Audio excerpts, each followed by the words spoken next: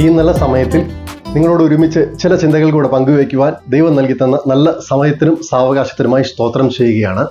കഴിഞ്ഞ ദിവസം നാം ചിന്തിച്ചു വന്നതുപോലെ തന്നെ ആഭരണ വർജനം അനിവാര്യമോ എന്ന ചോദ്യവുമായി ബന്ധപ്പെട്ട് ചില പഠനങ്ങൾ, ചില ചിന്തകൾ നാം സംസാരിക്കുകയും പഠിക്കുവാനും ഇടയായി തീർന്നു. അതിൽ നിന്നും നിങ്ങളിൽ നിന്നും ഉയർന്നു വന്ന ചോദ്യങ്ങളുമായി ബന്ധപ്പെട്ട് ഒരു വീഡിയോ ഞാൻ ചെയ്തിരുന്നു. അതിന് തുടർമാനമായി ചില കാര്യങ്ങൾ കൂടെ, ചില ക്ലാരിഫിക്കേഷൻ കൂടെ നിങ്ങൾക്ക് നൽകി തരാനാണ് ഞാൻ ഈ സമയത്ത് ആഗ്രഹിക്കുന്നത്. അത് നിങ്ങൾക്ക് അനുഗ്രഹമായി തീരട്ടെ എന്ന് ഞാൻ ആഗ്രഹിക്കുകയാണ്, പ്രാർത്ഥിക്കുകയാണ്. പ്രധാനമായി ഉയർന്നു വന്ന ചോദ്യങ്ങളിൽ അതിനെ ക്രോഡീകരിച്ച് ചില ചിന്തകൾ മാത്രം നിങ്ങളുമായി പങ്കുവയ്ക്കാൻ ഞാൻ താല്പര്യപ്പെടുകയാണ്. എല്ലാ ചോദ്യങ്ങളിലേക്കും പോകാൻ നമുക്ക് സമയമില്ലാത്തത് കൊണ്ട് തന്നെ നിങ്ങൾക്ക് പ്രയോജനമെന്ന് തോന്നുന്ന ചില കാര്യങ്ങൾ മാത്രം ഞാൻ ഷെയർ ചെയ്യുകയാണ്.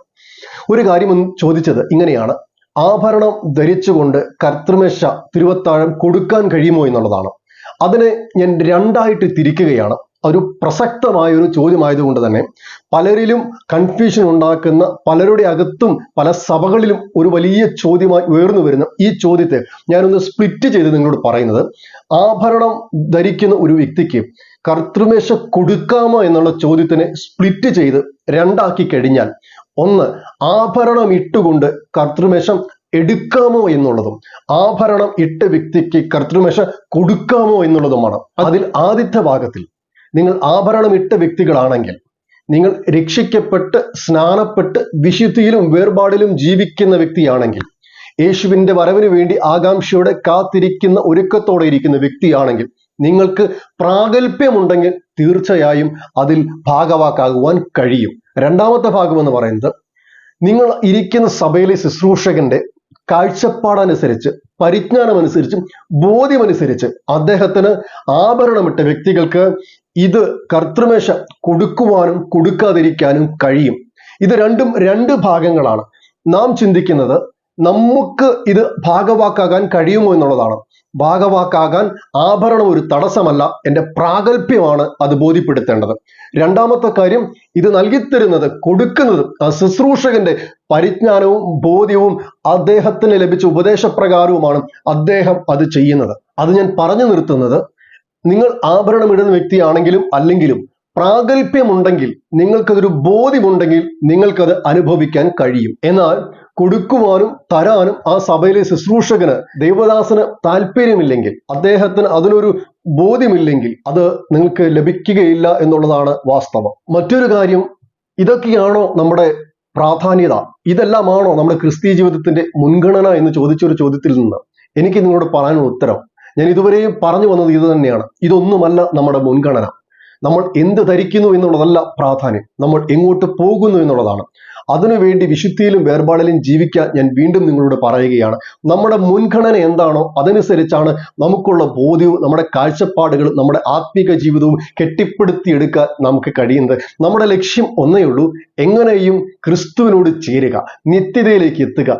അതിന് തടസ്സമായി യാതൊരു രീതിയിലുള്ള പ്രവർത്തനങ്ങളും പ്രതികരണങ്ങളും നമ്മുടെ ജീവിതത്തിൽ അവശേഷിക്കാതിരിക്കാൻ നമുക്ക് ദൈവത്തോട് പ്രാർത്ഥിക്കാം. ഈ വിഷയങ്ങളെക്കുറിച്ചെല്ലാം പഠിക്കുമ്പോൾ ഞാൻ പറഞ്ഞല്ലോ, ആഭരണത്തെക്കുറിച്ച് മാത്രമല്ല, നിങ്ങളുടെ ജീവിതത്തിൽ നിങ്ങൾ അഭിമുഖീകരിക്കുന്ന ക്രിസ്തീയ ജീവിതത്തിലെ ഏത് പ്രശ്നമാണെങ്കിലും, കൺഫ്യൂഷൻ ഉണ്ടാക്കുന്ന, ചോദ്യങ്ങൾ ഉയരുന്ന ഏത് വിഷയങ്ങളാണെങ്കിലും, ഏറ്റവും പ്രധാനപ്പെട്ട ഒരു കാര്യമെന്ന് പറയുന്നത്, നിങ്ങൾ എന്തു ചെയ്യുന്നു എന്നുള്ളതല്ല, നിങ്ങൾ അത് എന്തിനു വേണ്ടി ചെയ്യുന്നു എന്നുള്ളതാണ് ഏറ്റവും പ്രസക്തമായ ചോദ്യം. ഒരിക്കൽ കൂടെ ഞാൻ ആവർത്തിച്ച് പറയുന്നത്, നിങ്ങൾ എന്തെല്ലാം ചെയ്യുന്നു എന്നുള്ളതിനേക്കാൾ എന്തിനു വേണ്ടി ചെയ്യുന്നു എന്നുള്ളതാണ് ഏറ്റവും പ്രധാനപ്പെട്ട കാര്യം. ആഭരണത്തെക്കുറിച്ച് നാം സംസാരിക്കുന്നത്. ഈ വിഷയവുമായി ബന്ധപ്പെട്ട് തന്നെ നിങ്ങൾ ആഭരണം ഇടുന്നുണ്ടോ ഇല്ലയോ എന്നുള്ളതല്ല പ്രശ്നം, നിങ്ങൾ അത് എന്തിനു വേണ്ടി ഉപേക്ഷിക്കുന്നു, നിങ്ങൾ അത് എന്തിനു വേണ്ടി ധരിക്കുന്നു. ഈ ഒരു ചോദ്യമാണ് നിങ്ങളുടെ മനസ്സിൽ കത്തേണ്ടത്. നിങ്ങൾ ആഭരണം ധരിക്കുന്നതിന് പ്രത്യേക പർപ്പസ് ഉണ്ടോ? നിങ്ങൾക്കത് ധരിക്കാം. എന്നാൽ എൻ്റെ മോടി കാണിക്കാനും, എൻ്റെ പ്രതാപം കാണിക്കാനും, മറ്റുള്ളവരുടെ മുൻപിൽ എൻ്റെ മാന്യത കാണിക്കാനും, എൻ്റെ ശാരീരിക അലങ്കാരത്തിനും വേണ്ടിയാണ് അത് ഉപയോഗിക്കുന്നതെങ്കിൽ ദൈവത്തോട് ചോദിക്കുക, ദൈവമേ, ഞാനത് ധരിക്കണമോ? മറ്റൊരു കാര്യം, നിങ്ങളത് ഉപേക്ഷിച്ച വ്യക്തിയാണെങ്കിൽ നിങ്ങൾക്ക് ദൈവത്തോട് ചോദിക്കാൻ കഴിയണം, ഞാനത് ഉപേക്ഷിച്ചത് എന്തിനു വേണ്ടിയാണ്? ആ വിശുദ്ധിയിലും വേർപാടിലും ജീവിക്കാൻ എനിക്ക് കഴിയുന്നുണ്ടോ എന്നുള്ളത്. ഇനി ഈ ആഭരണ വർജനം എന്നത് ഒരു കൽപ്പനയല്ല എന്നുള്ളതാണ് യാഥാർത്ഥ്യം. ഞാൻ കഴിഞ്ഞ വീഡിയോയിൽ പറഞ്ഞതുപോലെ തന്നെ ഇതൊരു ഉപദേശമാണ്, അല്ലെങ്കിൽ ഇതൊരു നിർദ്ദേശമാണ്.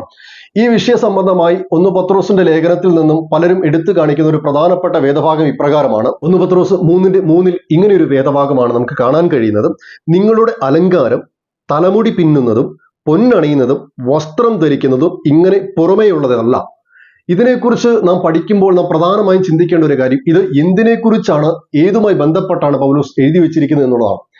ഭാര്യമാരുടെ അവരുടെ സൗമ്യതയും അവരുടെ പക്വതയും അവരുടെ താഴ്മയും കാണിക്കേണ്ടതിന് വേണ്ടി എഴുതി വെച്ച വേദഭാഗങ്ങളാണ് ഇത് എന്ന് തിരിച്ചറിയണം. ഇത് സഭയുമായി ബന്ധപ്പെട്ടിട്ടുള്ളതോ അല്ലെങ്കിൽ ആഭരണ വർജനവുമായി ബന്ധപ്പെട്ടുള്ളതോ അല്ല. ഭാര്യമാരുടെ വിധേയത്വത്തെ പ്രതിനിധീകരിക്കാൻ വേണ്ടി എഴുതി വെച്ചിരിക്കുന്ന നിർദ്ദേശമാണിത്. തിരുവചനം നാം വിചിന്തനം ചെയ്യുമ്പോൾ പ്രധാനമായും 3 കാര്യങ്ങളാണ് നമുക്ക് ലഭിക്കുന്നത്. അതിൽ കൽപ്പനയുണ്ട്, 2 ഉപദേശമുണ്ട്, 3 നിർദ്ദേശങ്ങളുണ്ട്. ഇതിനെ വേർതിരിച്ച് പഠിക്കുകയും അനുസരിക്കുകയും ചെയ്യാൻ കഴിയുക എന്നതാണ് നമ്മുടെ ക്രിസ്തീയ ജീവിതത്തിന്റെ ഒരു വലിയ വിജയം എന്ന് പറയുന്നത്. കൽപ്പനകൾ നമ്മൾ നിർബന്ധമായും അനുസരിച്ചിരിക്കണം. ഉപദേശങ്ങൾ അതും നമ്മൾ നിർബന്ധമായും അനുസരിക്കുകയും അതിനെ വിചിന്തനം ചെയ്യുകയും ചെയ്യുക. എന്നാൽ നിർദ്ദേശങ്ങൾ എന്നുള്ളത് അത് നമ്മൾക്ക് വേണ്ടുന്ന ഗൈഡൻസ് ആണ്.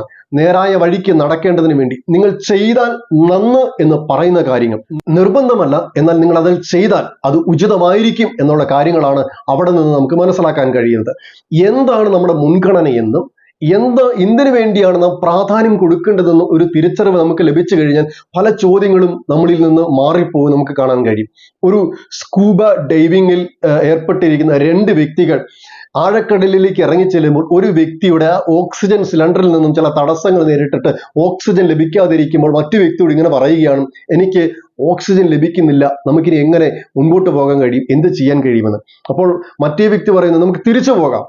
അപ്പോൾ ആദ്യത്തെ വ്യക്തി പറയുന്നു, അല്ലല്ല, എനിക്ക് ഓക്സിജൻ കിട്ടുന്നില്ലെങ്കിലും നമുക്ക് ഈ കാഴ്ചകളൊക്കെ കാണണ്ടേ, നമ്മൾ വന്ന കാര്യങ്ങൾ ചെയ്യണ്ടേ എന്ന് തിരിച്ചു ചോദിക്കുമ്പോൾ രണ്ടാമത്തെ വ്യക്തി ഇവരോട് ചോദിക്കുന്നുണ്ട്, നിനക്ക് കാഴ്ച കാണണോ, നീ വന്ന കാര്യം സാധിക്കുന്നതാണോ നിനക്ക് വേണ്ടത്, നിന്റെ ജീവൻ നിനക്ക് തിരിച്ചു വേണോ?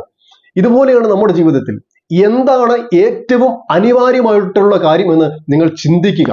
നിങ്ങൾക്ക് കാഴ്ച കാണാം, നിങ്ങൾക്ക് ആസ്വദിക്കാം, എന്തും ചെയ്യാനുള്ള സാവകാശവും സ്വാതന്ത്ര്യമുണ്ട്. എന്നാൽ അതിനെക്കാട്ടി അനിവാര്യമുള്ള കാര്യമാണ് നിങ്ങൾക്ക് ഓക്സിജൻ ലഭിക്കുക എന്നുള്ളതും നിങ്ങൾ ജീവിച്ചിരിക്കുക എന്നുള്ളതും. അതുകൊണ്ട് നിത്യതയെക്കുറിച്ചുള്ള കാഴ്ചപ്പാട്, അതിനെക്കുറിച്ചുള്ള വെളിപ്പാടുകളും നിങ്ങളുടെ അകത്ത് കയറി കഴിഞ്ഞാൽ ബാക്കിയുള്ളതെല്ലാം വെറും കാഴ്ചകളാണ് എന്ന് നിങ്ങൾക്ക് ബോധ്യം വരും. സഭകൾക്കും ശുശ്രൂഷകർക്കും അനുസരിച്ച് ഉപദേശങ്ങളിൽ വ്യത്യാസം വരാം, കാഴ്ചപ്പാടുകളിൽ വ്യത്യാസം വരാം. എന്നാൽ നിങ്ങൾ ആയിരിക്കുന്ന സഭയ്ക്കനുസരിച്ച് കീഴ്പ്പെട്ട് ജീവിക്കണമെന്ന് ഞാൻ നിങ്ങളോട് പറഞ്ഞിരുന്നു. അത് നമ്മുടെ ഉത്തരവാദിത്വമാണ്, നമ്മുടെ കർത്തവ്യമാണ്. സഭയിലും ശുശ്രൂഷകരിലും ഉപദേശങ്ങൾക്ക് വ്യത്യാസം വന്നെന്ന് പറഞ്ഞാലും അടിസ്ഥാന ഉപദേശങ്ങൾക്ക് ഒരിക്കലും വ്യത്യാസം വരികയില്ല എന്ന് നിങ്ങൾ തിരിച്ചറിയണം. അത് തിരുവചനത്തിൽ നിന്നും നമുക്ക് ബോധ്യമാകുന്ന, മനസ്സിലാക്കാൻ കഴിയുന്നു. അടിസ്ഥാന ഉപദേശങ്ങളിൽ തെറ്റിപ്പോകാതെ ജീവിക്കാൻ നിങ്ങൾക്ക് കഴിയുക എന്നുള്ളതാണ് നിങ്ങളുടെ ബലം എന്ന് പറയുന്നത്. നിസാര കാര്യങ്ങളെ മാറ്റി നിർത്തിയിട്ട് നിങ്ങളുടെ രക്ഷയെ ഉറപ്പിക്കുന്ന ചില കാര്യങ്ങൾ നിങ്ങളുടെ അകത്ത് കയറുവാനും അതിനുവേണ്ടി ജീവിക്കുവാനും നിങ്ങൾക്ക് കഴിയണം. നിർബന്ധമായും ആഭരണ വർജനം വേണ്ടിയിരുന്ന ഒരു പഴയ കാലഘട്ടം നമുക്കുണ്ടായിരുന്നു. അന്ന് ആഭരണം ഉപേക്ഷിക്കുകയും ആ ഉപേക്ഷിച്ച അനുഭവത്തിന് മേൽ നിന്നയും പരിഹാസവും പീഡനങ്ങളും ഏറ്റ ഒരു മാതാപിതാക്കൾ നമ്മൾക്ക് പുറകിലുണ്ട് എന്ന് നാം മറന്നു പോകരുത്. ഞാൻ പറയുന്നത് ആഭരണം ഉപേക്ഷിക്കണമെന്നല്ല, പക്ഷെ ഉപേക്ഷിച്ചതുകൊണ്ട് പീഡകളും നിന്ദകളും ഏറ്റ് സമുദായത്തിൽ നിന്ന്, സഭകളിൽ നിന്ന്, കുടുംബത്തിൽ നിന്നും ഒറ്റപ്പെട്ട് മാറ്റി നിർത്തിയ എത്രയോ ദുരനുഭവങ്ങൾ കുടുംബങ്ങളിൽ ഉണ്ടായിട്ടുണ്ടെന്നറിയാമോ? അവരുടെ ജീവിതത്തിലേക്കൊക്കെ നമ്മൾ തിരിഞ്ഞു നോക്കിക്കേ. ഞാൻ പറഞ്ഞ ഒരു കാര്യം, നിങ്ങൾ ആഭരണം ഉപേക്ഷിച്ച വ്യക്തിയാണെങ്കിൽ ഒരു കാര്യം ഞാൻ ഉറപ്പ് പറയുന്നത്, നിങ്ങൾക്കതിന് പ്രതിഫലം കിട്ടുമെന്നുള്ളത് നിശ്ചയമാണ്. ദൈവത്തിനു വേണ്ടി ചെയ്യുന്ന ഒരു പ്രവൃത്തിയിൽ നിങ്ങൾ നിന്ദിക്കപ്പെട്ടിട്ടുണ്ടോ? നിങ്ങൾ നിങ്ങളുടെ ജീവിതത്തിൽ അപമാനിക്കപ്പെട്ടിട്ടുണ്ടോ? ഒറ്റപ്പെട്ടിട്ടുണ്ടോ? നിങ്ങളെ പലരും മാറ്റി നിർത്തിയിട്ടുണ്ടോ? നിശ്ചയമായും നിങ്ങൾക്ക് മാത്രം ഒരുക്കിയിരിക്കുന്ന ചില പ്രതിഫലങ്ങൾ ലഭിക്കുമെന്നത് വാസ്തവമാണ്. യേശു ശിഷ്യന്മാരെ പഠിപ്പിക്കുമ്പോൾ പറയുന്ന ഒരു കാര്യമാണ്, എന്നെ അനുഗമിക്കാൻ ഒരുവൻ ഇച്ഛിച്ചാൽ, യഥാർത്ഥത്തിൽ എന്റെ ശിഷ്യനാകാൻ ഒരുവന് താല്പര്യമുണ്ടെങ്കിൽ അവൻ സകലതും വിട്ട് എന്നെ അനുഗമിക്കണമെന്ന്. ശകലമല്ല, സകലതും വിട്ട് എന്നെ അനുഗമിക്കണമെന്ന്.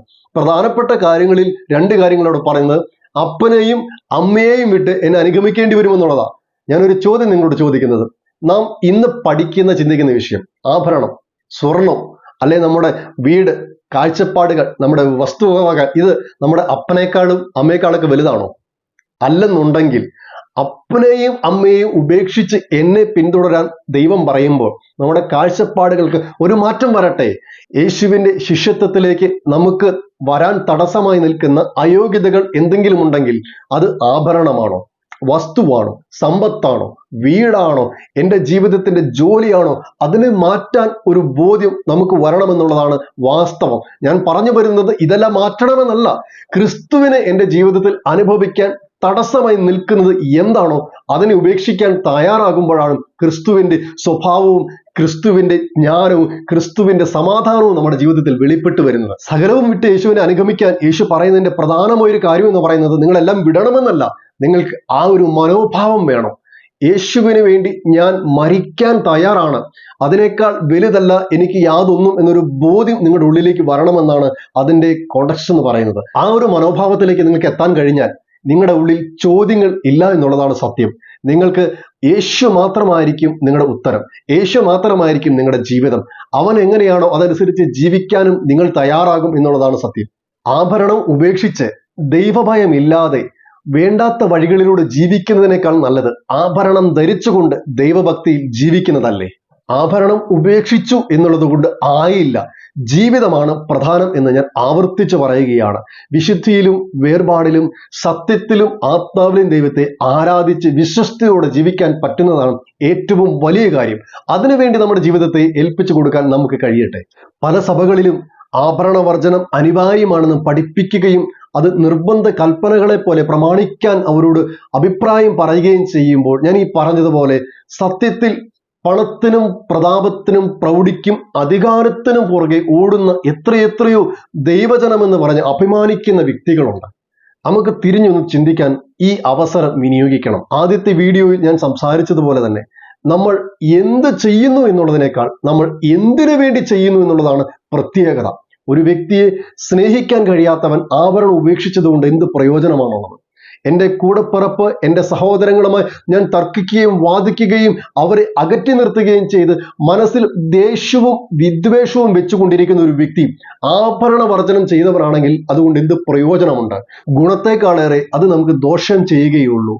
നമ്മുടെ ജീവിതത്തിൽ ഏറ്റവും പ്രധാനപ്പെട്ട ഒരു കാര്യമെന്ന് പറയുന്നത് ആത്മീക ഫലങ്ങളെ നാം പുറത്തു കൊണ്ടുവരുന്നവർ ആയിരിക്കണം എന്നുള്ളതാണ്. സ്നേഹം, സന്തോഷം, ദീർഘക്ഷമ, ദയ, പരോപകാരം, ഇന്ദ്രിയജയം, ഇങ്ങനെയുള്ള ആത്മീക ഫലങ്ങൾ നമ്മളിൽ നിന്ന് പുറത്തു കൊണ്ടുവരുവാൻ നമ്മൾ ബാധ്യസ്ഥരാണ്. പലപ്പോഴും ഇങ്ങനെയുള്ള അത്യാവശ്യമുള്ള കാര്യങ്ങളെ മാറ്റിവെച്ചിട്ട് ആവശ്യമില്ലാത്ത കാര്യങ്ങൾ നമ്മൾ നിർബന്ധ കൽപ്പനകളായി പ്രമാണിക്കാനും പഠിപ്പിക്കുകയും ചെയ്യുമ്പോൾ പ്രധാനമായി നിങ്ങൾ ചിന്തിക്കണം. സഭകളിൽ ദേവദാസന്മാരോട് ഞാൻ പറയുന്ന പ്രധാനപ്പെട്ട കാര്യം, ഈ വിഷയങ്ങളെ മാറ്റിവെച്ചിട്ട് വിശുദ്ധിക്കും വേർപാടിനും വേണ്ടി നിൽക്കുന്ന ഒരു കൂട്ടത്തെ വാർത്തെടുക്കാൻ നിങ്ങൾക്കും കഴിയട്ടെ. ലോകം സഭയ്ക്കകത്ത് കടക്കുമ്പോൾ അതിനെ തടഞ്ഞു നിർത്താൻ ഒരു ബോധ്യവും ബാധ്യതയും നമ്മൾക്കും ഉണ്ടെന്ന് തിരിച്ചറിഞ്ഞുകൊണ്ട് ഒരു നല്ല തലമുറകളെ വാർത്തെടുക്കാൻ വേർപാടിൽ ക്രിസ്തുവിന് വേണ്ടി എരിഞ്ഞടങ്ങുന്ന ചില കെടാവിളക്കുകളായി ചിലരെ ഒരുക്കിയെടുക്കാൻ നമുക്ക് കഴിയണം. ഇത്രയും കാര്യങ്ങൾ ഞാൻ നിങ്ങളോട് സംസാരിച്ചു. ഇനി ഇതിൽ നിന്നും നിങ്ങൾക്ക് പ്രധാനമായി ഉയരുന്നൊരു ചോദ്യം ഉണ്ടാവാം, എന്താണ് എൻ്റെ കാഴ്ചപ്പാടെന്ന് പറയാം. ഞാൻ ആവർത്തിച്ച് പറയുന്ന ഒരു കാര്യം, നിങ്ങൾ ആഭരണം ധരിക്കുന്നത് തെറ്റാണോ ശരിയാണോ എന്ന് നിങ്ങൾ തന്നെ ചിന്തിക്കേണ്ട കാര്യമാണ്. എൻ്റെ കാഴ്ചപ്പാടിലേക്ക് കടക്കുമ്പോൾ എനിക്ക് കിട്ടിയ ഒരു ബോധ്യം ഞാൻ നിങ്ങളോട് പറയുന്നത്, ആഭരണം ധരിക്കാതിരിക്കുന്നത് നല്ലത്, എന്നാൽ ആഭരണം ധരിക്കുന്നത് തെറ്റല്ല. എന്തുകൊണ്ടാണ് ഞാൻ അങ്ങനെ സംസാരിക്കുന്നത് ചോദിച്ചു കഴിഞ്ഞാൽ, ആഭരണം ധരിക്കുന്നതിന്റെ പ്രത്യേകത, ധരിക്കാതിരിക്കുന്നതിന്റെ ആവശ്യകതകളെ കുറിച്ചൊക്കെ ഞാൻ ചിന്തിച്ചപ്പോൾ എനിക്ക് ബോധ്യപ്പെട്ട കാര്യങ്ങളാണ് ഞാൻ നിങ്ങളോട് സംസാരിച്ചു കൊണ്ടിരിക്കുന്നത്. ആഭരണം ധരിക്കാതിരിക്കുന്നത് നല്ലത് എന്ന് ഞാൻ പറഞ്ഞത് എന്തുകൊണ്ടാണെന്ന് ചോദിച്ചു കഴിഞ്ഞാൽ അതിന്റെ പർപ്പസ് ആണ്. ഞാൻ പ്രാരംഭ വീഡിയോയിൽ നിങ്ങളോട് സംസാരിച്ചിരുന്നു. എന്തിനു വേണ്ടി എന്നുള്ള ഒരു ഉദ്ദേശത്തിലേക്ക് വരുമ്പോഴാണ് നമുക്കത് തിരിച്ചറിയാൻ കഴിയുന്നത്. ആഭരണം മാത്രമല്ല, വിശേഷ വസ്തുക്കൾ, വസ്ത്രമാകാം, വാച്ചാകാം, മറ്റെന്തുമാകാം, അത് മറ്റുള്ളവരെ പ്രീതിപ്പെടുത്താനും കാണിക്കാനും അലങ്കാരത്തിനുമായി ധരിക്കുന്നത് ഉചിതമല്ല എന്നതാണ് എൻ്റെ ഒരു ബോധ്യം എന്ന് പറയുന്നത്. എന്നാൽ ഇനി അതിന് മറ്റെന്തെങ്കിലും പർപ്പസ് ഉണ്ടെങ്കിൽ, ലളിതമായി സിമ്പിളായി ധരിക്കുന്നത് എൻ്റെ സമാധാനത്തിന് വേണ്ടിയാണ് എന്ന് നിങ്ങൾക്ക് പറയാൻ പറ്റുമെങ്കിൽ നിങ്ങൾക്കത് ധരിക്കാൻ കഴിയും. പല കുടുംബജീവിതങ്ങളിലും ആഭരണം ധരിക്കാത്തതിന് വലിയ പ്രശ്നങ്ങളും പ്രതികൂലങ്ങളും അനുഭവിക്കുന്ന എത്രയോ സഹോദരിമാർ, അമ്മമാർ എന്നെ ശ്രദ്ധിക്കുന്നുണ്ട്. നിങ്ങളുടെ ജീവിതത്തിൽ ആഭരണം ധരിക്കുന്നത് നിങ്ങളുടെ ഭവനത്തിലെ സമാധാനത്തിന് വേണ്ടിയാണെങ്കിൽ അതൊരിക്കലും ഒരു തെറ്റല്ല. ആഭരണം ഉപേക്ഷിച്ച നീ വീട്ടിൽ നിന്ന് പുറത്തിറങ്ങരുതെന്ന് കൽപ്പിക്കുന്ന കുടുംബങ്ങൾ, ആഭരണം ധരിച്ചില്ലെങ്കിൽ നിങ്ങളെ ഉപദ്രവിക്കുന്ന ഭർത്താക്കന്മാർ, ഇങ്ങനെയുള്ള സാഹചര്യങ്ങളിൽ നിങ്ങൾ ധരിക്കാൻ നിർബന്ധിതയാകുമ്പോൾ അതൊരു തെറ്റാണ് എന്ന് നമുക്കൊരിക്കലും പറയാൻ കഴിയുകയില്ല. ഞാൻ ആദ്യം പറഞ്ഞതുപോലെ അത് നിങ്ങളുടെ മനസാക്ഷിയുമായി ബന്ധപ്പെട്ട് കിടക്കുന്നതാണ്. നിങ്ങളും ദൈവവും തമ്മിലുള്ള ബോധ്യത്തിൽ അത് ദൈവത്തിന് ക്ഷമിക്കാൻ കഴിയുന്ന കാര്യങ്ങളാണ്. സൗന്ദര്യവർദ്ധന വസ്തുക്കളായി നാം പലതും ഉപയോഗിക്കാറുണ്ട്. അത് അമിതമായി ഉപയോഗിക്കുന്നതും തെറ്റാണ് എന്ന് നാം തിരിച്ചറിയണം. മിതമായ രീതിയിൽ നമുക്ക് സകലതും ഉപയോഗിക്കാൻ കഴിയും. എന്നാൽ അമിതമായി അലക്ഷ്യമായി നമുക്ക് ഉപയോഗിക്കുന്ന പല കാര്യങ്ങളും നമ്മുടെ ജീവിതത്തിൽ എത്രമാത്രം ദൈവവുമായുള്ള ബന്ധത്തെ ഉറപ്പിക്കുന്നതാണ് എന്ന് ചിന്തിക്കാൻ നമുക്ക് കഴിയണം. രണ്ടാമത്തെ കാര്യം, ഇത് നമ്മുടെ വ്യത്യസ്തത തെളിയിക്കുന്നതാണ് എന്നുള്ളതാണ്. ലോക മനുഷ്യരിൽ നിന്നും ഞാൻ വ്യത്യസ്തനാണ് എന്ന് തെളിയിക്കുന്ന ഒരു യാഥാർത്ഥ്യമാണ് ആഭരണ വർജനം എന്ന് പറയുന്നത്. ക്രിസ്തുവിന്റെ മണവാട്ടിയായി അവൻ എന്നെ തിരഞ്ഞെടുക്കുമ്പോൾ ഈ ലോകത്തിന് അനുരൂപപ്പെടാതെ ഈ ലോകത്തിലുള്ള വിശേഷ വസ്തുക്കൾക്കപ്പുറത്ത് ഞാൻ ധരിക്കേണ്ടത് എന്താണെന്ന് തിരുവചനം എന്നെ പഠിപ്പിക്കുന്നത് അത് ക്രിസ്തുവിനെയാണ്. ക്രിസ്തുവിനെ ധരിച്ചൊരു വ്യക്തിയുടെ പുറത്ത് അവൻ പ്രകടമാക്കുന്നത് ക്രിസ്തുവിനെ തന്നെയാണ്. ക്രിസ്തുവിനെ ധരിച്ചൊരു വ്യക്തിയെ പുറത്തുനിന്ന് കാണുന്നവർ മുഴുവൻ ക്രിസ്തുവിനെയാണ് കാണുന്നത്. നിങ്ങൾ ആഭരണം ധരിച്ച് പുറത്തിറങ്ങി ആലങ്കാരികമായി നടക്കുന്നതിനപ്പുറത്ത് നിങ്ങളുടെ പ്രവൃത്തികൾ ഒരു അലങ്കാരമായി മാറാൻ നിങ്ങൾക്ക് കഴിയണം. എൻ്റെ നോട്ടം കൊണ്ടും എൻ്റെ പ്രവൃത്തി കൊണ്ടും എൻ്റെ സമീപനം കൊണ്ടും ഒരു വ്യക്തിയെ സ്നേഹിക്കാനും ഒരു വ്യക്തിയെ കരുതാനും കഴിയുന്നതാണ് ഏറ്റവും വലിയ ഭാഗ്യമെന്ന് പറയുന്നത്. ഞാൻ മാലയിട്ട് കമ്മലിട്ട് മോതിരമിട്ട് ഒരു വ്യക്തിയുടെ അടുക്കൽ ചെന്ന് എൻ്റെ കഴിവും പത്രാസും ഞാൻ പ്രകടിപ്പിക്കുന്നതിനേക്കാൾ എത്രയോ നല്ലതാണ് ഞാൻ ഇതൊന്നും അണിഞ്ഞില്ലെങ്കിലും ആ വ്യക്തിയുടെ അടുക്കൽ ചേർന്നിരുന്ന് അവനെ സ്നേഹിക്കുന്നത്, അവനുമായി സമീപിക്കുന്നത്, അവൻ്റെ ആശ്വാസത്തിൽ ഞാനൊന്ന് പങ്കുചേരുന്നത്, അവൻ്റെ വേദനയിൽ ഞാൻ അവനെ ഒന്ന് ആശ്വസിപ്പിക്കുന്നത്. അങ്ങനെയുള്ള ഒരു മനോഭാവത്തിലേക്ക് തിരിയണമെന്നാണ് ഞാൻ നിങ്ങളോട് പറയുന്നത്. എൻ്റെ അഭിപ്രായമാണ് ഞാൻ നിങ്ങളോട് സംസാരിച്ചു കൊണ്ടിരിക്കുന്നത്. നിങ്ങൾക്ക് നിങ്ങളുടേതായ അഭിപ്രായങ്ങൾ ഉണ്ടാകാം. നിങ്ങളെ തിരുത്താനും നിങ്ങളുടെ ജീവിതത്തിൽ ഒരു തീരുമാനമെടുക്കാനും നിങ്ങൾക്ക് മാത്രമേ കഴിയുകയുള്ളൂ എന്ന് ഞാൻ ആവർത്തിച്ച് പറഞ്ഞ കാര്യമാണ്. നിങ്ങൾക്ക് ബോധ്യമാകുന്ന നിലയിൽ, നിങ്ങൾക്ക് ഉചിതമെന്ന് തോന്നുന്ന നിലയിൽ കാര്യങ്ങളെ ക്രമപ്പെടുത്താൻ ദൈവം നിങ്ങളെ സഹായിക്കട്ടെ. നാം സംസാരിച്ചു കൊണ്ടിരുന്നത് ആഭരണ വർജന വിഷയവുമായി ബന്ധപ്പെട്ട് മാത്രമാണ്. ഇതുപോലെ എത്രയെത്ര വിഷയങ്ങൾ നമ്മെ കൺഫ്യൂഷനാക്കുന്ന, ആശങ്കയിലാക്കുന്ന, സംശയമുളവാക്കുന്ന എത്ര ചോദ്യങ്ങൾ നമുക്കുണ്ടെന്നറിയാമോ? നമുക്ക് ചില വിഷയങ്ങളെ കുറിച്ചൊക്കെ തുടർമാനമായി പഠിക്കാൻ ദൈവം അനുവദിക്കുമാറാകട്ടെ. ദൈവം നമ്മെക്കുറിച്ച് എപ്പോഴും ആഗ്രഹിക്കുന്നത് ഭൗതിക തലത്തിൽ ലളിത ജീവിതവും ആത്മീക തലത്തിൽ സമ്പന്നനുമായി ജീവിക്കാൻ വേണ്ടിയാണ്. ആ ഒരു മനോഭാവത്തിലേക്ക് നിങ്ങൾക്ക് എത്താൻ കഴിയട്ടെ. അതുകൊണ്ട് ഞാനിത് പറഞ്ഞു നിർത്തുമ്പോൾ നിങ്ങളുടെ ഭൗതിക ജീവിതത്തിൽ നിങ്ങൾ എന്താണ്, ആരാണ്, എന്ത് ധരിക്കുന്നു, എങ്ങനെയുള്ളവരാണ് എന്നുള്ളതിനപ്പുറത്ത് ആത്മീക നിലവാരത്തിൽ, ആത്മീകമായ വ്യക്തിത്വത്തിൽ നിങ്ങൾ ആരാണ് എന്നുള്ളത് തിരിച്ചറിയുവാനും അതിനുവേണ്ടി ഒരുങ്ങുവാനും പ്രാപ്തിയോടെ, പ്രാഗൽഭ്യത്തോടെ, നിത്യതയ്ക്ക് വേണ്ടി വിശുദ്ധിയോടെ ജീവിപ്പാനും ദൈവം നിങ്ങളെ സഹായിക്കട്ടെ. നിങ്ങളുടെ സംശയങ്ങളും മറുപടികളും കമന്റ് ബോക്സിൽ നിങ്ങൾക്ക് രേഖപ്പെടുത്താൻ കഴിയുമെങ്കിൽ അതനുസരിച്ച് നൽകിത്തന്ന പ്രാപ്തിക്കനുസരിച്ച് ചില കാര്യങ്ങൾ വീണ്ടും ചിന്തിപ്പാനും പഠിക്കുവാനും ദൈവം സഹായിക്കട്ടെ. കഴിയുമെങ്കിൽ ഈ ചാനൽ സബ്സ്ക്രൈബ് ചെയ്ത് സഹായിക്കുമെങ്കിൽ ദൈവനാമ മഹത്വത്തിന് അത് തീരുമാറാകട്ടെ. വീണ്ടും നല്ലൊരു വിഷയമായി മറ്റൊരു വീഡിയോയിൽ നമുക്ക് ഒരുമിച്ച് കാണാം. Thank you. God bless you all.